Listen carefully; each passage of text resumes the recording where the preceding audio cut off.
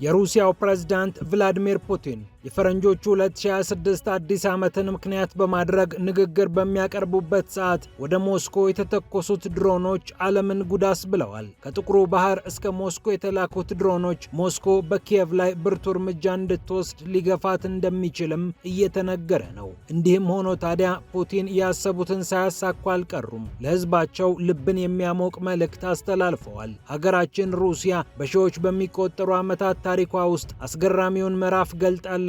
ሌላ የታሪክ ጥፋት ላይ ነን ብለዋል የሩሲያው መሪ።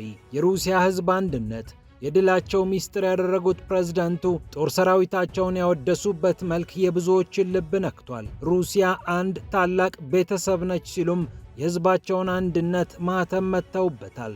በሌላ በኩል ሐማስ ትጥቅ ይፈታ ዘንድ የተቀመጠው የ60 ቀናት ቀነ ገደብ መነጋገሪያ ሆኗል።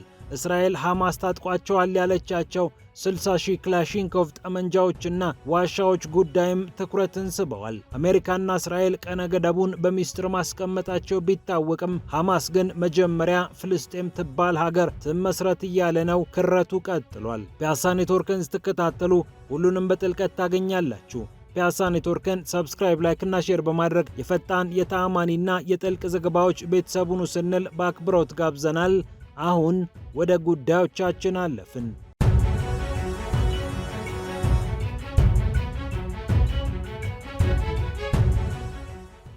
የዩክሬን ድሮኖች ወደ ሞስኮ ተላኩ። መቼ? የሩሲያው ፕሬዝዳንት ቭላዲሚር ፑቲን ንግግር በሚያቀርቡበት ሰዓት በትንሹ 9 የሚሆኑ ድሮኖች ናቸው ወደ ሩሲያዋ መዲና ሞስኮ ያቀኑት ብለዋል የሩሲያ ከተማ ከንቲባ ሰርጌይ ሶቢያኒን። ረጅም ርቀት ድሮኖች ናቸው የተባሉት እነዚህ ድሮኖች አየር ላይ በሩሲያ የአየር መከላከያ ስርዓት የተጠለፉ ቢሆንም ፑቲን ንግግር ከማቅረባቸው በፊት መላካቸው ግን ከዩክሬን የተላከ ትልቅ መልእክት ተደርጎ ተቀምጧል። ሶቢያኒን እንደተናገሩት ምንም አይነት ጉዳት አልተከሰተም፣ ምስጋና ለሩሲያ አየር ኃይል ይግባና። በተለያየ ዙር ነበር ወደ ሞስኮና ወደ ተለያዩ የሩሲያ ከተሞች ድሮኖቹ የተወረወሩት። ቭላዲሚር ፑቲን የ2026 የፈረንጆቹን አዲስ ዓመት ምክንያት በማድረግ ንግግር በሚያቀርቡበት ሰዓት በተከታታይ እስከ ሐሙስ ንጋት ድረስ ድሮኖቹ መተኮስ አላቆሙም ነበር ብለዋል ከንቲባው። ከሌሊቱ 8 ሰዓት እስከ ሌሊቱ 10 ሰዓት ድረስም በተከታታይ ድሮኖቹ ሲተኮሱ እንደነበርና በብዛትም 7 እንደሆኑ የከተማዋ ከንቲባ ሶቢያኒን ተናግረዋል።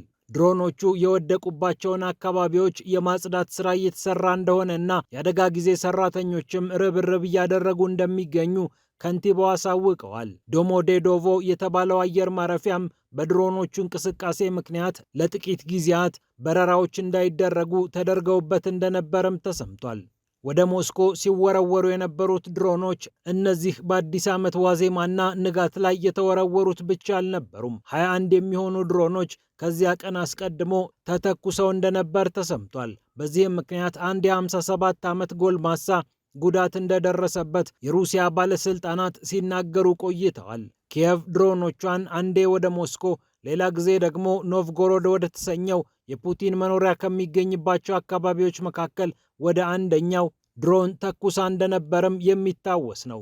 ሩሲያ ለደረሰብኝ ጥቃት ዲፕሎማሲያዊ ያልሆነ መልስ እሰጣለሁ ብላ ጠበቅ ያለ ምላሽ እንደምትሰጥ ማሳወቋ ይታወቃል። ይህ ብቻ አይደለም፣ በደርዘን የሚቆጠሩ የሩሲያ ዜጎች ላይ ተመሳሳይ ጥቃት እንደደረሰም ተነግሯል። የሩሲያው ሄርሰን ግዛት አስተዳዳሪ ናቸው ይህንን ያሉት። ቭላዲሚር ሳልዶ ይባላሉ። በትንሹ 50 የሚሆኑት ቆስለዋል፣ በደርዘን የሚቆጠሩት ደግሞ ሞተዋል። ይህ ደግሞ የሆነው በዩክሬን የድሮን ጥቃት ነው ብለዋል። አዲስ ዓመትን ለመቀበል በአካባቢው ተሰብስበው የነበሩ ዜጎች ላይ የደረሰውን ጥቃት የሩሲያ ባለስልጣናት አውግዘዋል። በጥቁሩ ባህር ጠረፋማ አካባቢ የምትገኘው ኮርሊ ላይ ነው ከባድ የሚባል ጥቃት የተፈጸመው። በርካቶች በተሰበሰቡበት ሕይወታቸው እንዳለፈም ተነግሯል። የሩሲያ ባለስልጣናት ክስተቱን ከ2014ቱ የኦዴሳ ጭፍጨፋ ጋር አገናኝተውታል። ከ12 ዓመታት በፊት የነበረው ይህ ጭፍጨፋ በዩክሬን መንግስት ላይ ሰልፍ የወጡ 42 ሰልፈኞች ላይ በተወሰደ ጥቃት የብዙዎች ሕይወት ማለፉ የሚታወስ ነው። በአዳራሽ ውስጥ በነበሩ ተቃዋሚዎች ላይ እሳት ለቀው አዳራሹን ካቃጠሉ በኋላ የዩክሬን የጸጥታ ኃይሎች ምንጊዜም የማይረሳውን ጭፍጨፋ ፈጽመዋል በሚል በሩሲያ መንግስት ጥርስ ተነክሶባቸው እንደነበር ይታወቃል። እንዲህ አይነት ጥቃቶች እዚህም እዚያም ቢከሰቱም ፑቲን ግን በየዓመቱ ለህዝባቸው ያስለመዱትን ንግግር ከማድረግ ወደ ኋላ አላሉም። 2026 የፈረንጆቹ አዲስ ዓመት መምጣቱን ተከትሎ ህዝባቸውን እንኳን አደረሳችሁ ሲሉ በታላቅ ኩራት ተከስተው ተናግረዋል። የሀገራችን ብሔራዊ አንድነትና መደጋገፍ እዚህ አድርሶናል፣ ሩሲያ የፈለገችውን ነገር ታሳካለች ሲሉም በደማቁ ተናግረዋል። ሁሉም ነገር የሚመሰረተው እኛ ላይ ነው። እኛ ላይ ከተመሰረተ በኋላ ደግሞ ከወዳጆቻችን ጋር ብዙ ችግሮችን እንደምናልፍ እናውቃለን። አንዳችን ከአንዳችን ጋር እየተደጋገፍን ሩሲያን ከፍ እናደርጋታለን። በእርግጠኝነት ያሰብነውን ነገር ከማሳካት ወደ ኋላ አንልም። ለዚህ ደግሞ ተስፋውም እቅዱም አለን ብለዋል የሩሲያው ፕሬዝዳንት ቭላዲሚር ፑቲን። ስራችን፣ ስኬታችን፣ ሁሉ ነገራችን እጃችን ላይ ነው ያለው። በሩሲያ በሺዎች የሚቆጠሩ ዓመታት ታሪክ ውስጥ አዲስ ምዕራፍ ላይ እንገኛለን። ለክብራችን፣ ለመሬታችን፣ ለእውነታችንና ለፍትህ እንፋለማለን። ይህንን የማድረግ ደግሞ ኃላፊነት አለብን። ቭላዲሚር ፑቲን የሩሲያን ጦር ያሞካሹበትና ሰራዊቱን ያንቆለጳጰሱበት መንገድም የብዙዎችን ትኩረት ስበዋል። እንዲህም አሏቸው፣ በሚሊዮን የሚቆጠሩ በሩሲያ የሚገኙ ዜጎች አረጋግጥላችኋለሁ፣ በዚህ ሰዓት ከእናንተ ጋር ናቸው። ስለ እናንተ እያሰቡ ነው። ልባቸው ከእናንተ ጋር ነው። ተስፋም ያደርጉባችኋል። በትህትና ከራስ በላይ ሀገር በሚለው መርህ በፍቅር በሩሲያ አንድ ነን ያሉት ቭላዲሚር ፑቲን ለተዋጊዎቹም ለአዛዦቻቸውም መልካም አዲስ ዓመት ተመኝተውላቸዋል። በእናንተና በድላችን እናምናለን፣ ሩቅ ብትሆኑም ከእኛ ጋር ናችሁ በማለት ልዩ መልእክታቸውን አስቀምጠዋል። ሩሲያ አንድ ታላቅ ቤተሰብ ነች፣ ጠንካራና የተባበረች ናት ሲሉ ሀገራቸውን ገልጸዋታል። እንሰራለን፣ እንገነባለን፣ ግባችንን አስበን ወደፊት እንገሰግሳለን፣ ለታላቋ ሩሲያ ስንል ሁሉንም እናደርጋለን ብለዋል። ለሕዝባቸው ጤና፣ ደስታ፣ መረዳዳትና ብልጽግናንም ተመኝተዋል። በፍቅር በአንድነትና በእምነት እንኑር ሲሉም መልእክታቸውን አጠቃለዋል።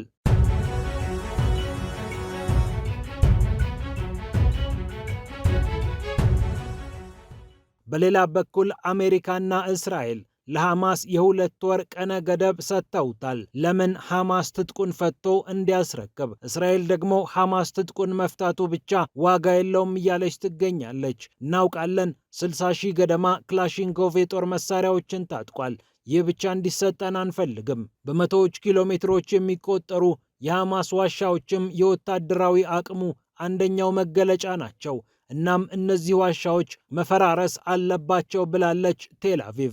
የአሜሪካው ፕሬዝዳንት ዶናልድ ትራምፕ እና የእስራኤሉ ጠቅላይ ሚኒስትር ቤንያሚን ኔታንያሁ በማራላጎ ፍሎሪዳ በተገናኙበት ሰዓት ከመከሯቸው ጉዳዮች መካከል የሐማስ ትጥቅ የመፍታትና ያለመፍታት ጉዳይ እንደሆነ መገናኛ ብዙሃን ሲዘግቡ ቆይተዋል። አሁን ደግሞ ሁለቱ ሀገራት ተቀራርበው በ2 ወር ጊዜ ውስጥ ሐማስ ትጥቁን ይፈታታል በሚል መነጋገራቸውም እየተነገረ ይገኛል። ይህ ሳይሆን ከቀረ የእስራኤል ጦር በጋዛ ወታደራዊ ዘመቻውን ሊያጠናክር እንደሚችልም እየተገለጸ ነው። በእርግጥ የአሜሪካ ሐሳብ በዋናነት በጋዛ የሚገባው ሰላም አስከባሪ ኃይል ሐማስን ትጥቅ እንዲያስፈታ ማድረግ ነው።